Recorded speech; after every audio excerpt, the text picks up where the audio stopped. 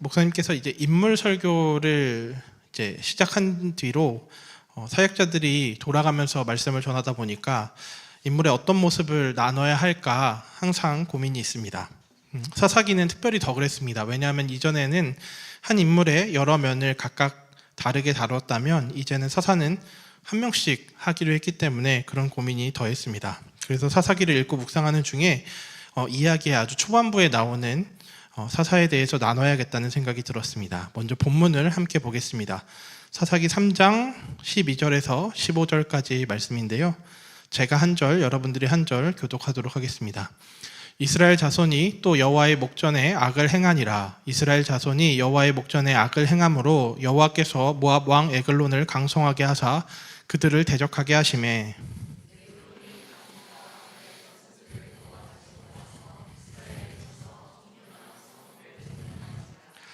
이에 이스라엘 자손이 모압 왕 에글론을 18해 동안 섬기니라. 이스라엘 자손이 여호와께 부르짖음에 여호와께서 그들을 위하여 한 구원자를 세우셨으니 그는 곧 베냐민 사람 게라의 아들 왼손잡이 에웃이라. 아멘. 함께 읽은 본문의 바로 앞 구절인 11절을 보게 되면 첫 번째 사사인 온니엘의 죽음이 기록되어 있습니다. 그러니까 지금 함께 읽었던 에웃은 사사기에 등장하는 두 번째 사사라는 것을 알 수 있습니다. 에웃의 이야기를 이해하기 위해서는 먼저 온니엘에 대한 이해가 반드시 필요합니다. 왜냐하면 이 둘 사이에 긴밀한 연관 관계가 있기 때문입니다. 사사기 3장 9절에서 10절 말씀을 또 한 번만 더 보겠습니다. 함께 읽겠습니다. 이스라엘 자손이 여호와께 부르짖음에 여호와께서 이스라엘 자손을 위하여 한 구원자를 세워 그들을 구원하게 하시니 그는 곧 갈렙의 아우 그나스의 아들 온니엘이라. 여호와의 영이 그에게 임하셨으므로 그가 이스라엘의 사사가 되어 나가서 싸울 때에 여호와께서 메소포다미아 왕 구산 리사다임을 그의 손에 넘겨주심에 온니엘의 손이 구산 리사다임을 이기니라. 반복되어 나오는 사사기의 패턴이 시작되는 것을 알 수 있습니다. 이스라엘 자손의 부르짖음과 또 하나님께서 사사를 세우심으로 응답하는 장면이 이어집니다. 10절을 보게 되면 여호와의 영이 온니엘에게 임했음을 알 수 있습니다. 그런데 에웃의 등장을 다시 한번 떠올려 보십시오. 15장 말씀을 한번 더 띄워주시겠습니까? 15절 말씀. 네. 다음으로 넘겨주시면 됩니다. 네. 이스라엘 자손이 여호와께 부르짖음에 여호와께서 그들을 위하여 한 구원자를 세우셨으니 그는 곧 베냐민 사람 게라의 아들 왼손잡이 에웃이라. 똑같이 이스라엘 자손이 부르짖었고 하나님이 이번에도 사사를 주심으로 응답하십니다. 근데 두 번째 사사인 에웃의 모습을 자세히 보십시오. 그에 대한 설명으로는 그는 베냐민 사람 게라의 아들인데 왼손잡이라는 설명만 등장하고 있습니다. 온니엘에게 임했던 여호와의 영이 에웃에게는 함께하지 않은 것처럼 기록되어 있습니다. 오늘 말씀을 통해서 두 가지 관점으로 이 이야기를 좀 자세히 살펴보려고 합니다. 첫 번째는 이스라엘 백성의 관점에서 이해해 보려고 하고, 두 번째는 여호와 하나님의 관점에서 살펴보도록 하겠습니다. 먼저 이스라엘 백성의 관점에서 계속해서 이 이야기를 살펴보겠습니다. 온니엘과 에웃의 비교는 단순히 여호와의 영이 임했는지 여부 이상의 더 큰 차이가 나타나 있습니다. 그것은 바로 에웃이 왼손잡이였다는 사실에서 알 수 있습니다. 이 말은 단순히 오른손보다 왼손을 더 잘 썼다라는 정도의 표현이 아닙니다. 당시에는 왼손잡이에 대한 인식이 하나님이 동행할 수 없는 사람으로 여겨졌습니다. 절대로 하나님이 쓰실 수 없는 사람으로 취급을 당했습니다. 왜냐하면 왼손이라는 표현 자체가 하나님의 권능을 어딘가 구속하는 것 같은 아주 부정적인 인상을 주는 표현이기 때문입니다. 당시의 사람들은 기민함이라는 능력이 오른손에만 존재한다고 믿었습니다. 이 기민함이라는 능력은 주로 전쟁 장면에서 활용되는 표현이었습니다. 그러니까 왼손잡이라는 것은 무기를 다룰 줄 모르는 또는 무기를 아예 다룰 수 없는 사람을 의미했습니다. 그야말로 무가치한 인간, 쓸모없는 인간으로 분류되었습니다. 오죽하면 이 기민함이라는 말의 헬라어 단어가 오른손잡이를 지칭할 정도였습니다. 이를 더욱 분명하게 대비시키는 것은 그를 소개할 때 나오는 그의 출신입니다. 그는 베냐민 지파 사람이라고 소개되어 있습니다. 얼마 전에 저희가 창세기 강해를 들었기 때문에 모두 기억하고 계시겠지만 베냐민이라는 이름의 뜻은 오른손의 아들이라는 뜻입니다. 그 이름 안에는 하나님의 권능이 오른손에 있음을 의미하는 것을 내포하고 있습니다. 그러니까 오른손의 아들인데 왼손잡이라는 것입니다. 하나님의 권능이 있는 오른팔을 사용하지 못하는 인간, 하나님이 절대로 함께 하실 수 없는 인간이라는 뜻이 됩니다. 이스라엘의 부르짖음에 하나님이 응답하긴 하시는데 이스라엘 입장에서 보면 이번 응답은 어딘가 잘못된 것만 같은 인상을 줍니다. 이스라엘은 고난을 당하고 있습니다. 폭군이 그야말로 폭정을 펼치고 있는데 그에게는 전혀 위협이 되지 않는 존재로 하나님이 응답하셨다는 것입니다. 이 상황은 마치 이스라엘을 하나님이 약올리는 것처럼 느껴질만 합니다. 이스라엘의 입장에서는 하나님 지금 장난하십니까? 하는 외침이 나올 만한 상황입니다. 상황을 자세히 들여다보면 이 문제는 더욱 심각해집니다. 13절에 보면 지금 이스라엘을 괴롭히는 민족이 모압 족속이라고 소개되어 있습니다. 모압과 이스라엘의 서사는 이미 이전 성경에 기록되어 있습니다. 그것은 가나안을 입성하기 전에 일어났던 사건입니다. 모압의 왕 발락이 부올의 아들 발람을 꾀어서 이스라엘에게 저주를 퍼부으려고 했습니다. 그러나 그 계획은 실패로 돌아갔습니다. 발람은 결국 축복만 하고 물러갔습니다. 그러니까 이 말의 의미는 모압은 이스라엘과 싸우기도 전에 패배한 족속이라는 것입니다. 게임도 되지 않는다, 상대가 전혀 되지 않는다는 말이 아주 어울리는 관계입니다. 시작도 해보기 전에 패배로 끝이 난 것입니다. 그런데 지금 그 족속이 강성해졌다고 소개하고 있습니다. 강성해진 정도가 아니라 이스라엘을 압도하고 압제하고 있습니다. 이스라엘은 여기에서 위기를 감지했어야만 했습니다. 전혀 관심을 두고 있지 않았던 족속들, 상대도 되지 않았던 그들이 갑자기 강성해져서 자신들을 압제하고 있다는 이 사실이 그들에게는 메시지가 되었어야 합니다. 자신들에게 뭔가 심각한 문제가 있다는 것을 눈치챘어야 했습니다. 게다가 모압을 통해서 어떤 일이 일어나는지 한번 보십시오. 이스라엘을 쳐서 종려나무 성읍을 점령했다고 나옵니다. 본문 13절을 세 번역으로 한번 더 보겠습니다. 네, 본문 띄워주시겠습니까? 네, 제가 읽겠습니다. 에글론은 암몬 자손과 아말렉 자손을 모아 이스라엘을 공격하고 종려나무 성읍인 여리고를 점령하였다.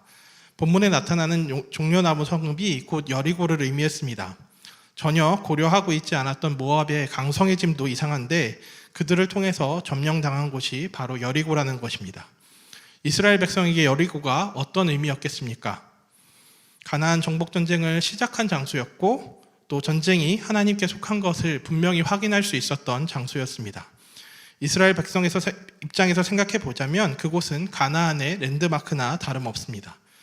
그런데 그곳을 다른 나라도 아닌 모압에 의해서 점령당했다는 것입니다. 이스라엘은 완전히 정신이 나가 있습니다. 이상함을 전혀 감지하지 못한 채 18년 동안 모압에게 압제를 당합니다. 이스라엘의 가장 큰 문제는 하나님께 관심을 두지 않는 데 있습니다. 모압의 압제를 이상하게 느끼지 못했던 그 덜 떨어진 감각이 하나님께도 동일하게 있었습니다. 그들의 관심은 온통 자기 자신뿐이었습니다. 만약 그들의 정신에 조금이라도 온전한 면이 있었다면 지금 벌어지고 있는 이 상황 자체가 자신들을 위한 사인이라는 것을 어렵지 않게 알 수 있었을 것입니다. 절대로 모를 수 없는 일이 18년 동안 지속되는데 전혀 눈치채지 못한 채 살아갑니다. 하나님을 완전히 잃어버린 모습입니다. 그런데 이런 이스라엘의 가장 큰 아이러니는 이렇게 하나님 없이 살아가면서 자신들을 향한 원망은 하나님께 계속해서 쏟아붓는 데 있습니다. 결국 그들이 구한 것은 하나님이 아니라 그들이 만들어낸 우상일 뿐이었습니다. 언제까지나 자기 필요만 구하고 또 그것들이 채워지지 않았을 때는 그에 대한 원망을 또 쏟아붓기 바빴습니다. 위기를 만났음에도 그 위기가 무엇 때문인지 생각하지 않는 모습입니다. 그냥 살던 대로 쭉 살아갑니다. 변화의 의지도 없고 회복하고자 하는 의지도 없습니다. 신앙에 대한 자주성을 잃은 지도 오래입니다. 자신들의 문제를 전혀 자각하지 못한 채 그냥 불편한 상황이 억울하고 고통스럽다는 말만 되풀이하는 격입니다. 그런 그들의 부르짖음은 완전한 어리석음일 뿐입니다. 하나님 없이 살면서 원망의 대상이 늘 하나님이기 때문입니다. 그런데 이런 어리석은 부르짖음에도 하나님은 응답하십니다. 우리를 향한 끊어내지 못하는 사랑이 이런 말도 안 되는 일을 가능케 합니다. 그러나 그곳에 담긴 하나님의 마음을 제대로 알지 못한다면 이 응답은 축복이 아닌 저주가 되어버립니다. 하나님에 대해서 알 기회를 더 잃게 만들고 오해만 더욱 가중시킵니다. 내가 믿고 싶은 신의 형상을 만들어 놓고 우상을 숭배하듯 계속해서 숭배하게 됩니다. 하나님의 마음을 모르고 문제의 해결에만 집중할 때 나타나는 문제들입니다. 우리가 바라봐야 할 곳은 응답의 결과가 아니라 하나님 그분 자체임을 잊지 마십시오. 응답하시는 하나님 앞에 우리의 무지가 깨어지는 복이 임하기를 주님의 이름으로 축원합니다. 하나님은 이토록 정신 나간 이스라엘에게 충격요법을 사용하시듯 에훗을 등장시키고 있습니다. 이스라엘을 일깨우시기 위한 하나님의 부지런함은 끝날 줄 모릅니다. 이제 에훗과 모압이 어떤 관계를 맺고 있는지 한번 생각해 보십시오. 에훗의 모습은 비참함 그 자체입니다. 하나님은 이스라엘로 하여금 패배한 백성의 비참한 굴욕을 그대로 드러내는 모습으로 애굽을 보이십니다. 사사다운 혁명적인 모습이 아니라 그야말로 비참하고 굴욕적인 모습, 완전히 굴복한 모습으로 등장합니다. 그의 무가치한 왼손에는 완전한 굴복의 상징인 곡물이 더해집니다. 전혀 위협적이지 않고 아무런 쓸데없는 그의 왼손에 곡물이 들려진 것입니다. 이것은 하나님의 권능이 함께하시지 않는 왼손다운 모습이라 할 수 있습니다. 가나안 정복전쟁의 상징인 여리고를 점령당한 것과 또 더불어 곡물을 바치는 굴욕적인 모습은 이스라엘의 정복전쟁은 완전히 실패했고 완전히 끝났음을 나타냅니다. 완전히 깨어져 버렸음을 나타냅니다. 그들은 더 이상 왕같은 제사장으로의 나라가 아니라 다시 애굽에 종살이하는 모습으로 돌아가 버립니다. 그때의 비참함이 오늘로 그대로 옮겨온 것입니다. 하나님의 권능을 완전히 잃어버렸습니다. 그러나 하나님은 이렇게 끝낼 생각이 없어 보이십니다. 이제 하나님의 관점에서 이야기를 좀 더 살펴보겠습니다. 하나님께서는 다시 종이 되어버린 이스라엘의 모습에서부터 거기로부터 다시 시작하고자 하십니다. 애굽에 종살이하던 이스라엘에게 보이신 하나님의 하나님 되심을 다시금 오늘의 이스라엘에게 보여주고자 하십니다. 하나님은 왼손잡이 에훗을 구원자로 세우십니다. 그의 부르심은 온니엘과 같은 영웅적인 모습이 아니었습니다. 오히려 그와는 정반대되는 전혀 가망이 없어 보이는 모습입니다. 또한 여호와의 영이 임하지 않는 권능을 기대할 수 없는 모습으로 등장합니다. 그런데 그가 왼손잡이였다는 것은 전혀 기대할 만한 면모를 지니지 않았다는 점에서 흠모할 만한 모습이 없었던 예수님의 모습을 떠올리게 만듭니다. 또한 나사렛에서 무슨 선한 것이 나오겠냐 했던 나다나엘의 말처럼 왼손잡이가 영웅이 될 수 없는 이상한 상황 역시 같은 상황처럼 비춰집니다. 당시에는 왼손잡이에 대한 이해는 주로 사용하는 손을 교정받아야 할 시기에 제대로 교육받지 못한 모습으로 이것은 곧 부모의 부재로 이해했습니다. 부모의 부재나 또는 부모가 오른손을 사용하지 못하도록 묶어서 왼손잡이가 되게 했다는 것입니다. 이쪽이든 저쪽이든 그저 암울한 어린 시절일 수밖에 없습니다.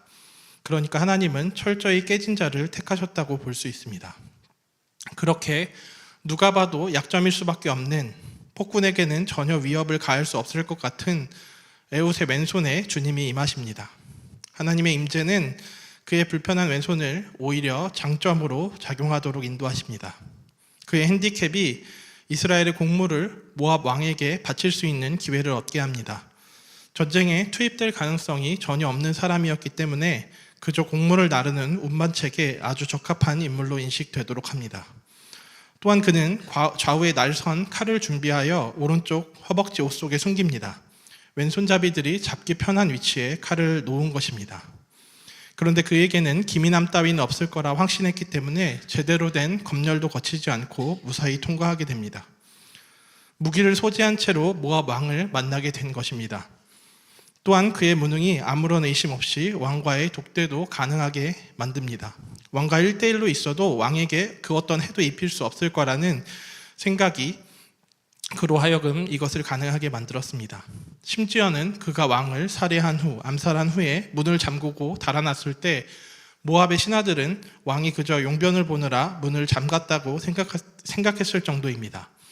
그렇게 달아난 에훗은 에브라임 산지에서 나팔을 불며 이스라엘 백성들을 소집하여 모압을 진멸하게 됩니다. 모압의 압제로부터 이스라엘을 해방시키게 됩니다. 사사기 3장 29절 말씀을 한 절만 더 보도록 하겠습니다. 함께 읽겠습니다. 그때에 모압 사람 약 10,000명을 죽였으니 모두 장사요 모두 용사라. 한 사람도 도망하지 못하였더라.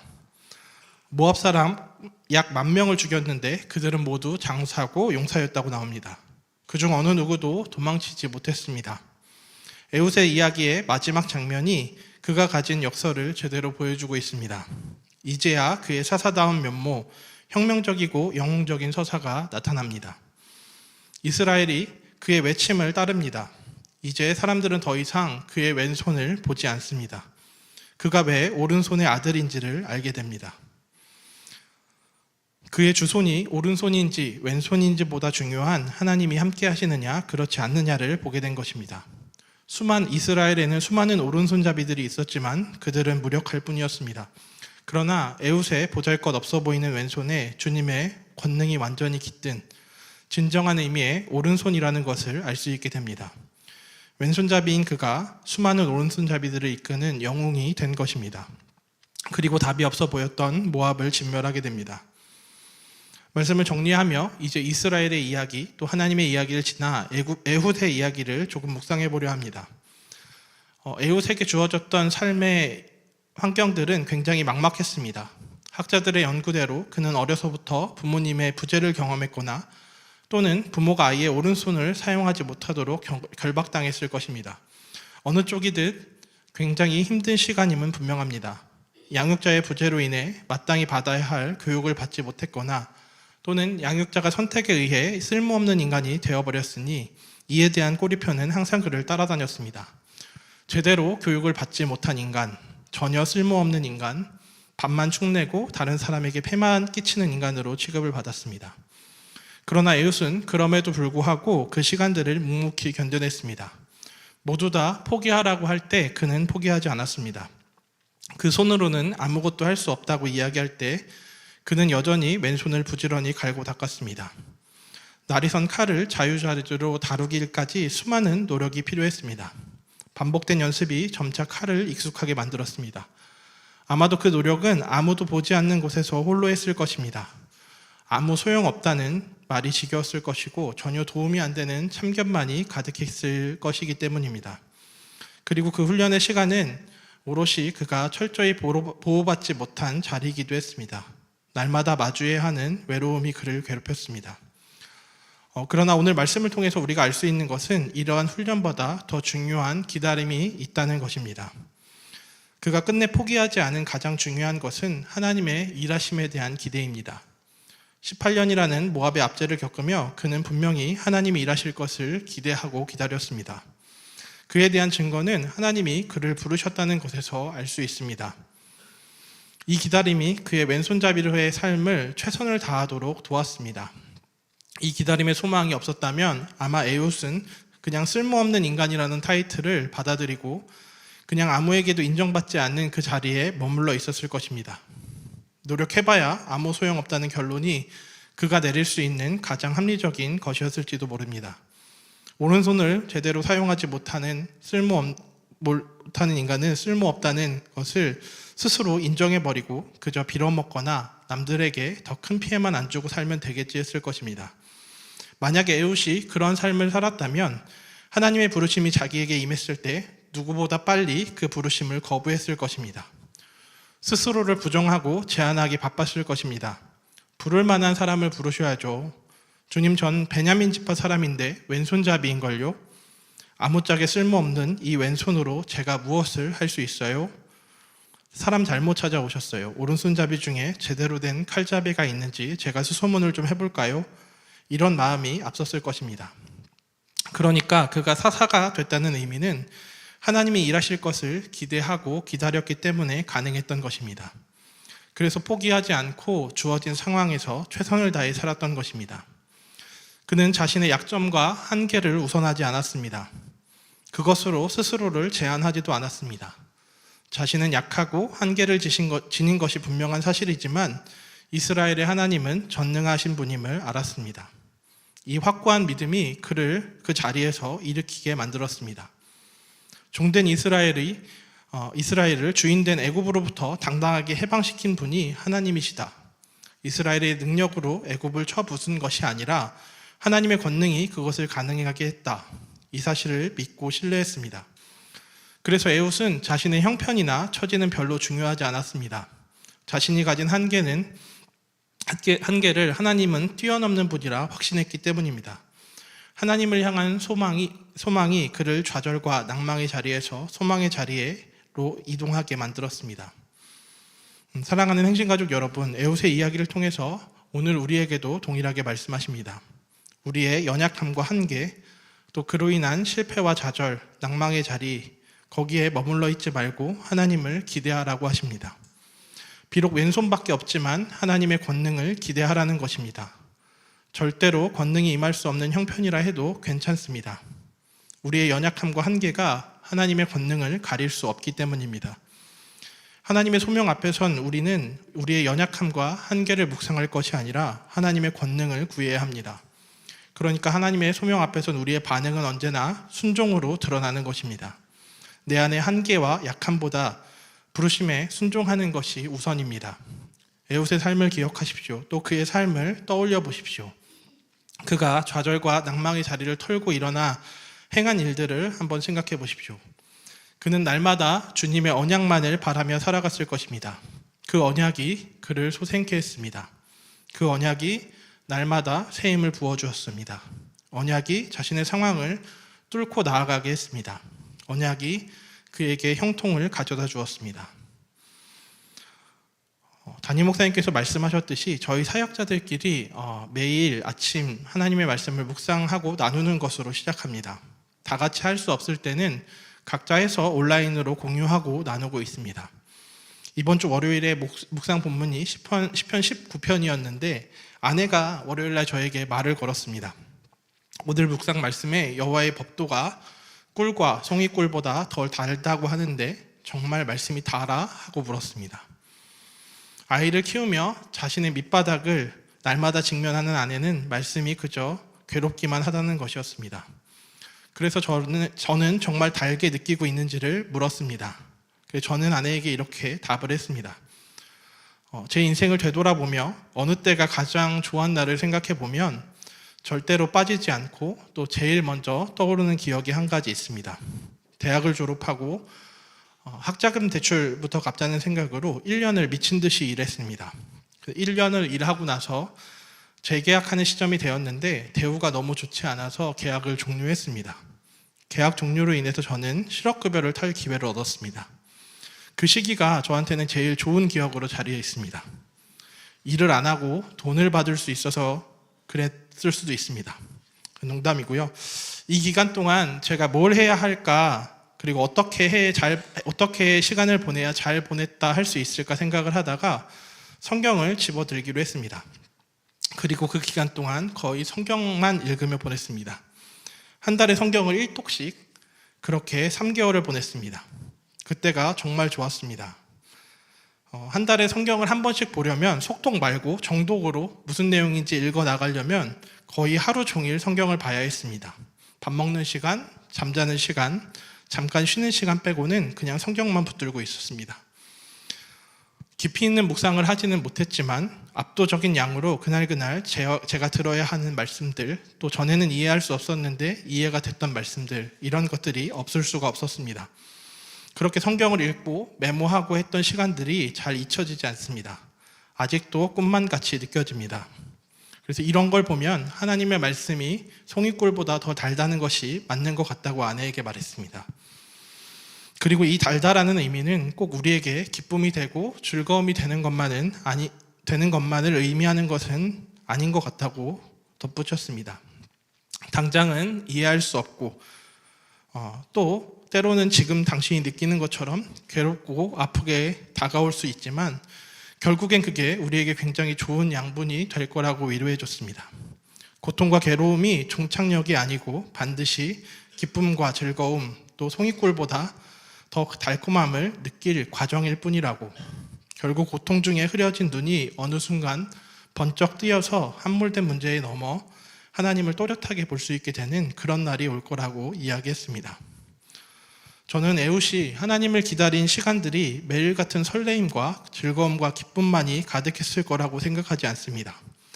오히려 압제를 당하고 있었기 때문에 그 18년이라는 시간을 떠올려 보면 고통과 괴로움이 더 많았을지 모릅니다. 그러나 그는 그런 상황 중에 주님의 언약을 꿋꿋이 또 열심히 붙들었습니다. 당장은 송이꿀이 아닌 쓴물처럼 느껴지지만 그 쓴물을 계속해서 삼켜야 했습니다. 그것이 그의 실력이었습니다. 사랑하는 행신가족 여러분, 우리에게도 이런 실력이 있기를 소망합니다.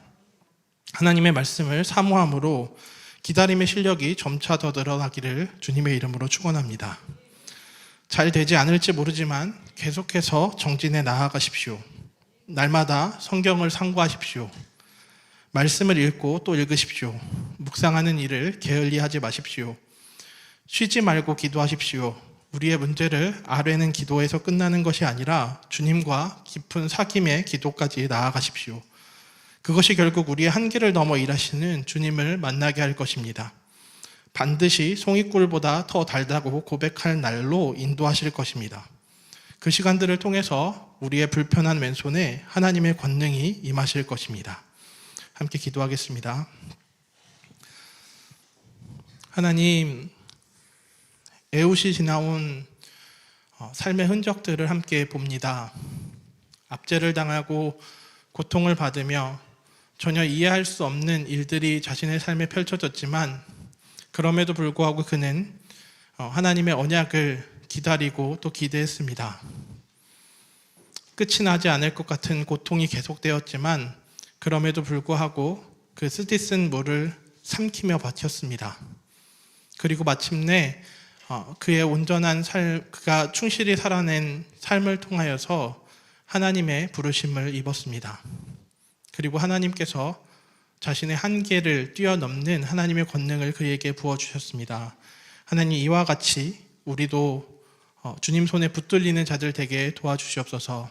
그리고 주님의 뜻대로 행하기 위하여서 기다릴 줄 아는 사람들 되게 하시고 또 말씀을 더욱 사모하는 사람들 될 수 있도록 인도하여 주시옵소서. 감사를 드립니다. 예수 그리스도의 이름으로 기도합니다. 아멘.